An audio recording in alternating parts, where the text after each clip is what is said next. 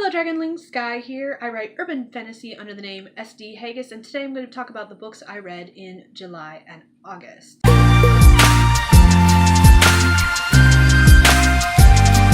If you're new to my channel, every 2 months or so I create new bi-monthly goals, and during those 2 months, one of those goals is to read 8 books, 2 of which have to be nonfiction, thanks to the fact that I have a yearly goal to read 12 nonfiction books. Because of that, I do videos like this where I talk about which books I have read. I am always late with these videos. I'm hoping to get better with that, but for now, it is like 3 months too late, and I'm going to talk about the books I read in July and August.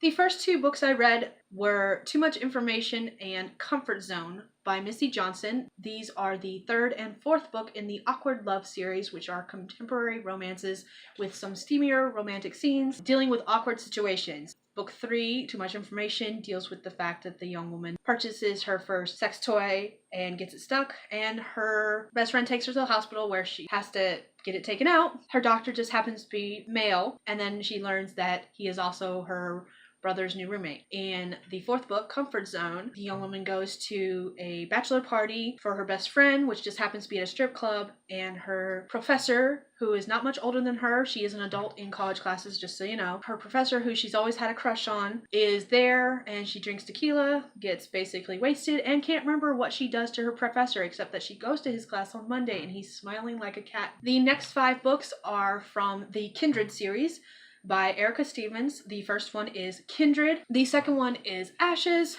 The third one is Kindled. The 4th one is Inferno. And the last one is Phoenix Rising. These are a young adult urban fantasy dealing with vampires, vampire hunters, and those who don't want to see them together. Cassie is a vampire hunter. Devin is a vampire. When these two meet, they are supposed to hate each other and kill each other, except for it turns out that among vampires, Cassie is Devin's soulmate. All 5 books deal with their relationship with each other, with their friends, their family, as well as the commission who the vampire hunters work for, the elders who the vampires report to, and all the conflict that comes from the 2 societies coming head to head thanks to the relationship that starts between Devin and Cassie. The next 3 books I read are also by Erica Stevens. They are from the Fire and Ice trilogy. These are also young adult urban fantasy dealing with vampires and vampire hunters. It takes place after Phoenix Rising. I would recommend reading the Kindred series before you start the trilogy. However, you can read them in either order. The first book in this series is Frostburn. The second book is Arctic Ice. And the 3rd book is Scorched Ice. This trilogy deals with the relationship between Julian and Quinn. Both are vampires. There are some interesting tidbits that we learn about Quinn being a vampire and how she became a vampire.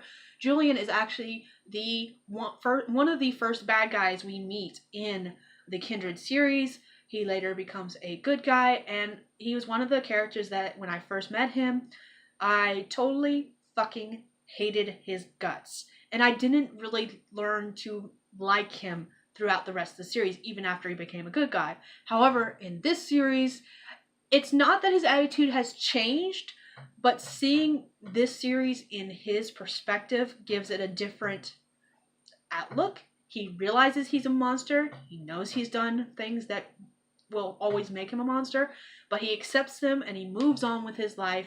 And it's kind of interesting to read because of that, and how he helps Quinn deal with her issues, because she has a lot of fucking issues thanks to what happened to her as a child. How he helps her deal with her issues and move on from her past experiences kind of endears me more to him. I really loved Quinn as a character. I really loved him as a character in this particular series. Hated him in Kindred. The next book I read was my first nonfiction book, which is Become a Successful Indie Author by Craig Martelle. For those who have watched my videos in the past, you know that I'm getting ready to go to Las Vegas for the 20 Books Vegas 2018 event. Craig Martelle is the main host of it. He is very successful in the indie world. This book talks about that success and how he's done what he has, and how other people who have followed him have done what they have. And it was a very interesting read. It's actually one, I read the ebook version. I do want to get a physical copy, but I highly, highly, highly recommend it if you are looking at indie or self-publishing. The next book that followed right after that was Joining the Dots by Alex Mathers. This was recommended to me by Joe Linsdale, and I can link her video down below where she talks about this book.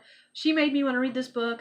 I purchased it. I read it in like one sitting. It is a very cute A to Z book talking about how to use your creative skills successfully to make a career of whatever it is you're doing, whether that be writing, artwork, anything within the arts itself. It doesn't really pin down any one particular area. The skills that they talk about could actually be used across a whole range of areas, which I thought was very interesting, and it was a very good book because of that. The next book I read was Deadhead, which is the first book in the Damned Girl series by Claire Cotter. This is a comedic urban fantasy about a woman named Nessa. She works as a medium. She talks to dead people for a living until the Department of Magic and Death get word that she is practicing without a license, and they send a auditor to see whether or not she should continue using magic, basically. They send her on a quest, and hilarity ensues. The next two books I read were by R.J. Blaine, and that is Hoofing It and Playing with Fire. These are magical romantic comedies, as said by R.J. Blaine. They are comedies, they are magical, they are urban fantasy. They can be aimed at YA readers. They are a little cleaner, dealing with magic in modern day. In Hoofing It, Shane is on vacation from his normal life, everyday life, in New York when he is basically thrown into the mix with 3 dead bodies, one of which fell on top of a car, and a miniature llama that spits at everyone that shows an attitude. He has to deal with this llama. He has to deal with these deaths that are being pinned on him for whatever reason that he can't figure out. He is a cop, or ex-cop, sort of. There's further details in the book about that. And he goes into, as he's working through this case, he deals with sex trafficking and the llama itself, which may or may not actually be a llama. In Playing with Fire, Bailey works at a coffee shop until the owner of the business basically leaves her alone for like 3 shifts, one on top of each other, and then she quits. She also works for the CDC because she can handle fire the way that most people can't, because she is a fire-breathing unicorn.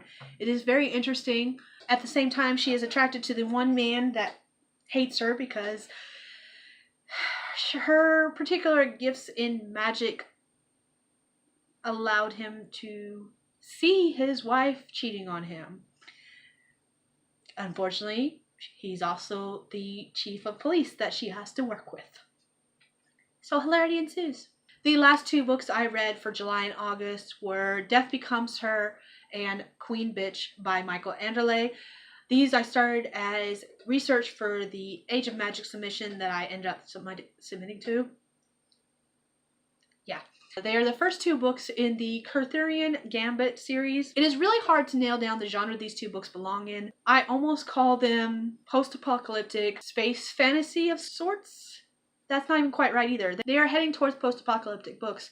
They deal with supernatural creatures, vampires, werewolves, aliens. However, they are all about kind of black ops missions and taking out bad guys and stuff like that. Bethany Ann is definitely not someone you want to cross with. She is a take no shit kind of woman, and she's chosen to become a vampire.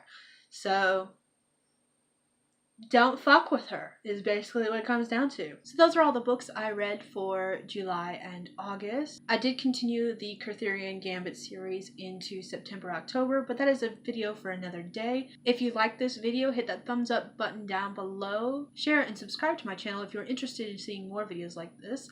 Let me know down in the comments below if you have read any of these books, or if you haven't yet, whether or not you are interested in reading any of these books and why. But until next time, I will talk to you guys later. Bye.